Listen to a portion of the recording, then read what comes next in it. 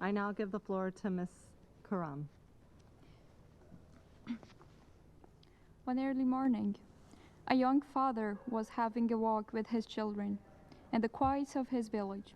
As the father slowed to fix his ride, his children, being told so, went ahead.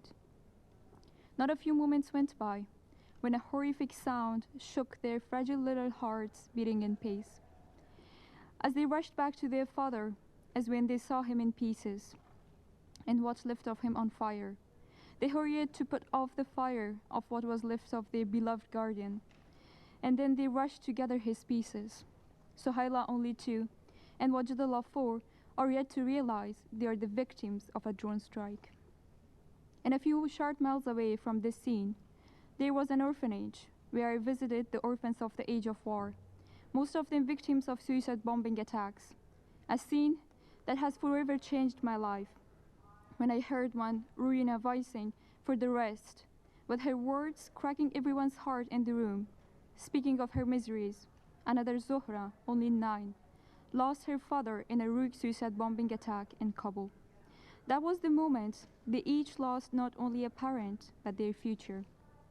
A breadwinner who had to take their hands throughout their childhood.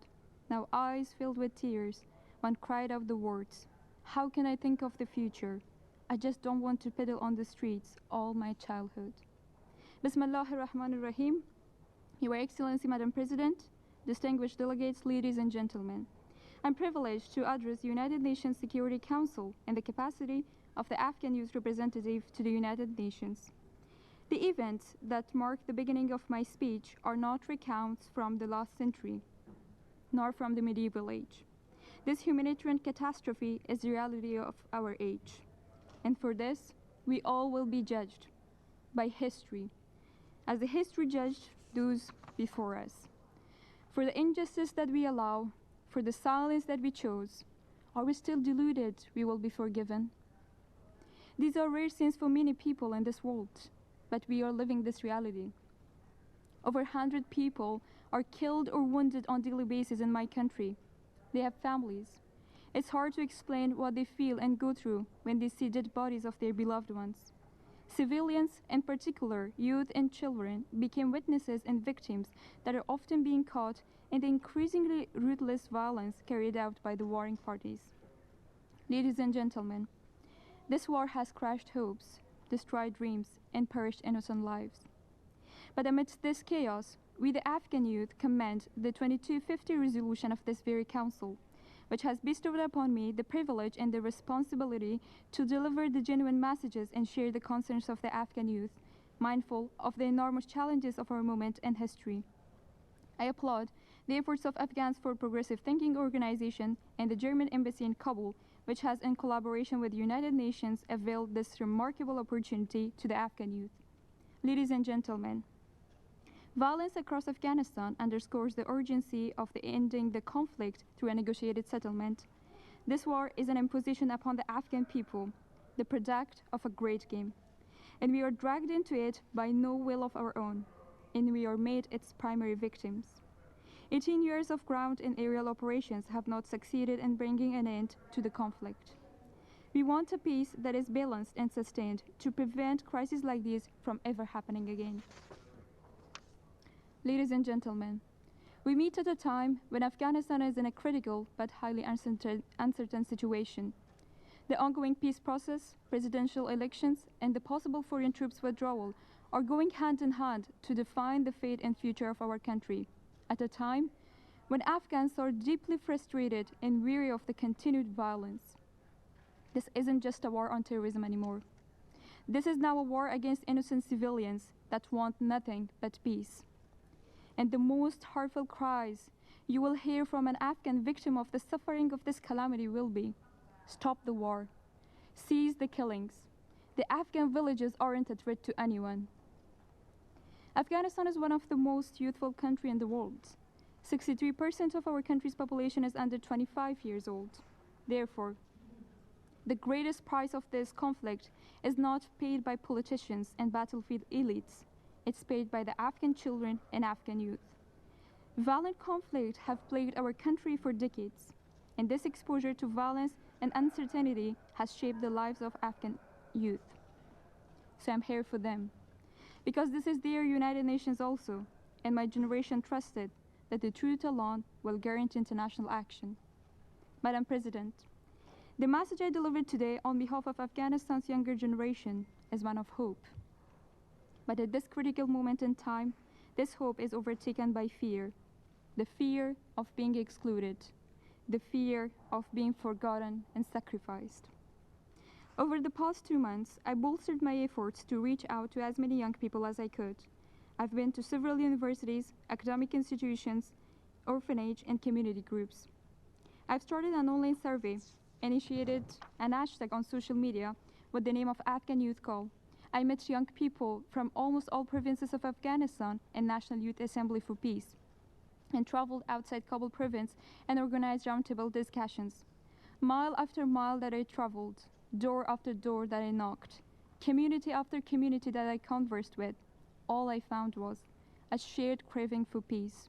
One common message, echoed over and over again: we want peace, a safe life, access to education, and we want to be able to have a voice in the decisions that will affect our future.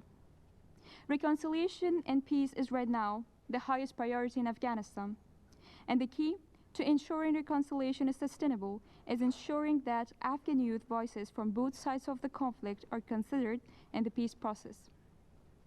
Since this peace belongs to the people of Afghanistan more than it does to anyone else, it should bear our endorsement. And our endorsement alone will ensure legitimacy to any deal that the peace process may entail. And the endorsement of our people, in particular the Afghan youth, will have to be earned. And it will be earned only if the miles we have walked the path of progress is respected, only if our achievements are preserved and our rights protected. Ladies and gentlemen, it's been almost a year since peace negotiations between Taliban and the United States are taking place in Doha, Qatar.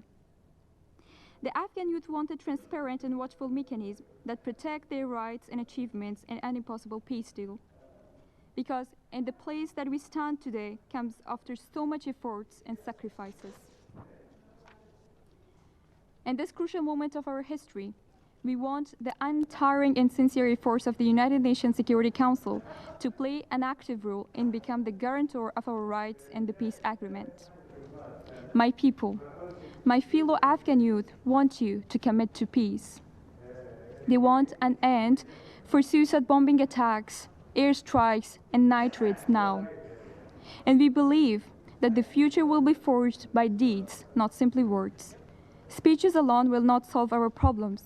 It will take sincere efforts and persistent action to bring peace and stability back to Afghanistan. My fellow Afghan youth demonstrate the marvel of human resolve at the time of widespread violence and humanitarian catastrophe to rebuild, to learn, to love, and to live. Our schools, universities, and academic institutions were bombed. Hundreds of our fellow young people lost their lives. But the next morning, we went back to our classrooms. Those bombs, bullets, attacks could never silence us. We went back every day, we deal with risks, because we understand that doesn't matter how much our lives are threatened on a daily basis, we don't have future without education. And I assure you of the strong resolve of the Afghan youth for rebuilding their own country.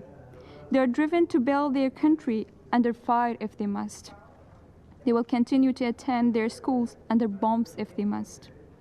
We do not want the future generations to look back and wonder why we refused to act, why we failed to pass on a situation that was worthy of their inheritance. Even though there will be setbacks, false starts, and tough days, but we will never waver on our pursuit for peace. We have a youthful, productive, and dynamic population that do not only crave for peace, but fearlessly work for it at every level. Afghanistan's first robotic girls team, comprised of young girls, participated in the first global challenge, tasked with building their own robot for the competition. And they have captivated public with their own inspiring message of hope and determination. They prove that, after years of darkness, young Afghan boys and girls across the country can finally take charge and aspires to be the masters of their own destiny. A message that I should take to my fellow young Afghans today should be the one of reassurance, that they are heard, and that a war so futile, a war so aimless, should no longer darken their days, rattle their nights, and destroy their lives.